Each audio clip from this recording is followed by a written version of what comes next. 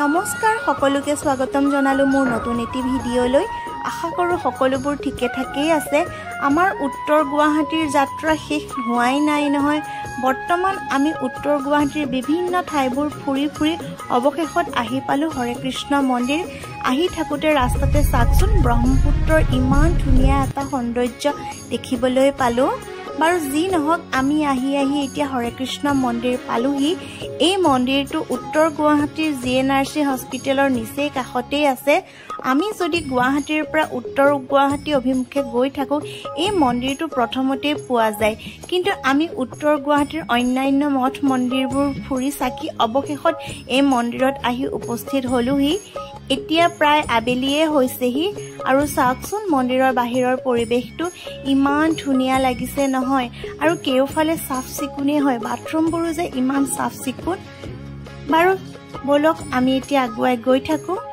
এই আছাক মন্দিৰৰ সন্মুখ ভাগতে এনেদৰে জোতা ৰাখিবলৈ ব্যৱস্থা কৰি থোৱা আছে এই মন্দিৰটো আবেলি 4 বজাতহে খুলে আগবেলাৰ কথা মই নাজানো কিন্তু ভাটিবেলা 4 বজাত খুলে বুলি গম পালো আৰু আমি ঠিক মন্দিৰ খোলাৰ অলপ সময় পিছতেই আহি পালোহি হৰে কৃষ্ণ মন্দিৰ আহিছো এয়া মন্দিৰৰ পৰিৱেশ এতিয়া ভিতৰত প্ৰৱেশ কৰি চাই থাকিব আপোনালোকে চাওকচোন মন্দিৰৰ বাহিৰৰ পৰিৱেশটো ইমান ডাঙৰ এলেকা হয় আৰু এতিয়া বলক মন্দিৰ ভাগ যেহেতু ওপৰত আছে আৰু ওপৰলৈ দুটা চিৰিয়ে দিয়ে যাব পাৰি যদিও এইটোৱে তেওঁলোকে আমাক এন্ট্ৰি চিৰি বুলি ক'লে এই চিৰিটো দিয়ে আমি এতিয়া আগুৱাই গৈ থাকো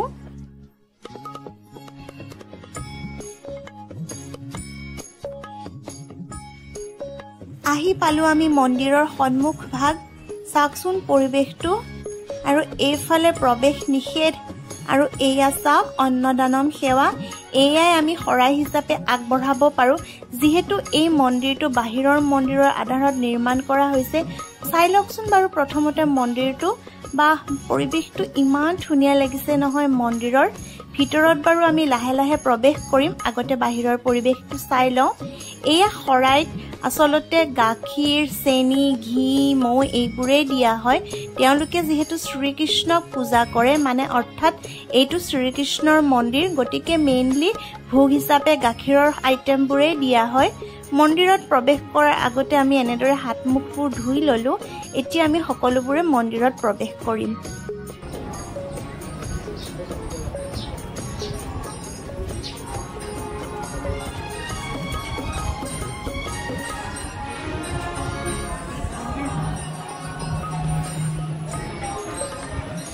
মন্দিৰৰ ভিতৰৰ পৰিৱেশটোৰ কথানো মই আপোনালোকক কি ক'ম কি যে সুন্দৰ পৰিৱেশ ইয়াত অনবৰতে নাম কীৰ্তন চলিয়েই থাকে বাকি এয়া চাকচোন পৰিৱেশবোৰ শ্ৰীকৃষ্ণৰ লগত জড়িত বিভিন্ন কাহিনীবোৰ এনেদৰে ফটোৰ আকাৰত ইয়াত ধুনীয়াকৈ বনাই থোৱা আছে বাকি এয়া ডনেশ্যন বক্স ইয়াতে আপোনালোকে কিবা ডনেশ্যন দিলে দিব পাৰে বাকি বলক আৰু কি কিনো সুবিধা আছে ইয়াত চাওঁ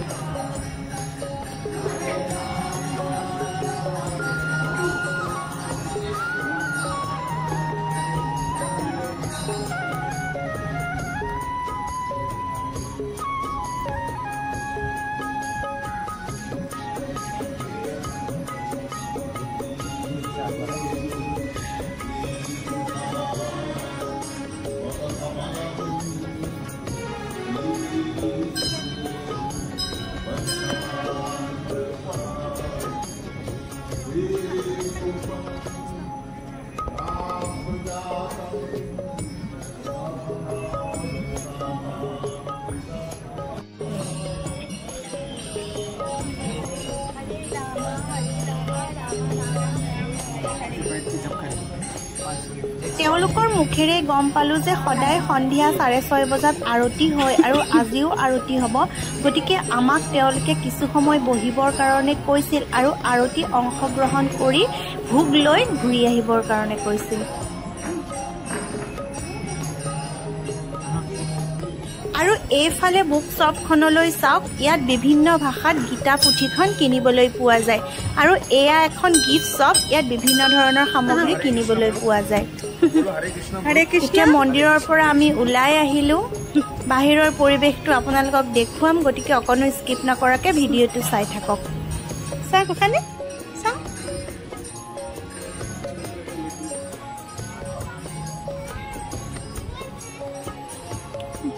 আৰু এয়া চাওক, তেওঁলোকে প্ৰত্যেক দিনাই সকলো ভক্তকে এনেদৰে প্ৰসাদ দিয়ে আৰু আৰতি শেষ হোৱাৰ পাছত ভোগ দিয়ে। ভোগত খিচিৰি, ৰুটি, চব্জি আৰু অন্যান্য বহুত কিবা কিবি দিয়ে, কিন্তু আমি তাৰ কাৰণে ৰৈ নাথাকিলোঁ যিহেতু আমাৰ দেৰি হ'বগৈ, গতিকে আমি ইমানতে ঘূৰি আহিলোঁ। এয়া চাওকচোন মন্দিৰৰ কাষৰ পৰিৱেশটো, ইমান ধুনীয়াকৈ ৱালতে এনেদৰে হাতীকেইটা বনাই ৰাখিছে আৰু ইমান চাফ চিকুণ পৰিৱেশটো দেখিছেনে বাৰু? ওপৰত ৰভা দি থোৱাৰ কাৰণে আচলতে বৰষুণ দিলেও চিন্তা নাই, পৰিৱেশটো বিৰাট ধুনীয়া। সঁচাকে মনটো বহুত ভাল লাগি গ'ল এই মন্দিৰটোলৈ আহি। এই মন্দিৰটো সম্পূৰ্ণ বাহিৰৰ আৰ্হিত নিৰ্মাণ কৰিছে। শ্ৰীকৃষ্ণৰ এটা মন্দিৰ, খুব ভাল লগা পৰিৱেশটো। আৰু ইয়াত নিশ্চয় কিবা কিবি হয়, কিন্তু আমি ইমানবোৰ গম নাপাওঁ। আৰু সৌটো এটা ৰাস্তা চাওক, এই ৰাস্তাটোদিও আহিব পাৰি, মানে মন্দিৰত এন্ট্ৰি কৰিবলৈ দুটা ৰাস্তাই আছে।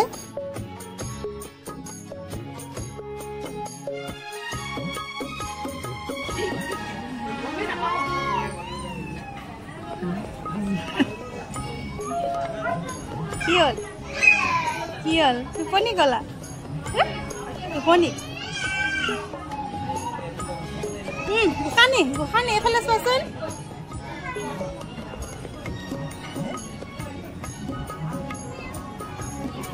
তাই যে কামবোৰ আৰু কি যে মোচন দেখুৱাই আছে নহয়।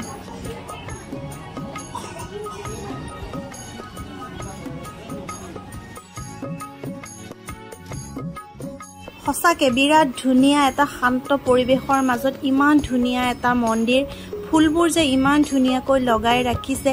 এইফালে চাওক এখন শ্বপ হয়, ইয়াত বিভিন্ন ধৰণৰ খোৱাৰ সামগ্ৰী কিনিবলৈ পোৱা যায়। আমি যিটো গেটেৰে এন্ট্ৰি কৰিছিলোঁ সেইটো বেলেগ আৰু এইটো আউটৰ কাৰণে হয়, মানে এইটো দি আমি বাহিৰত ওলাই আহিব লাগে।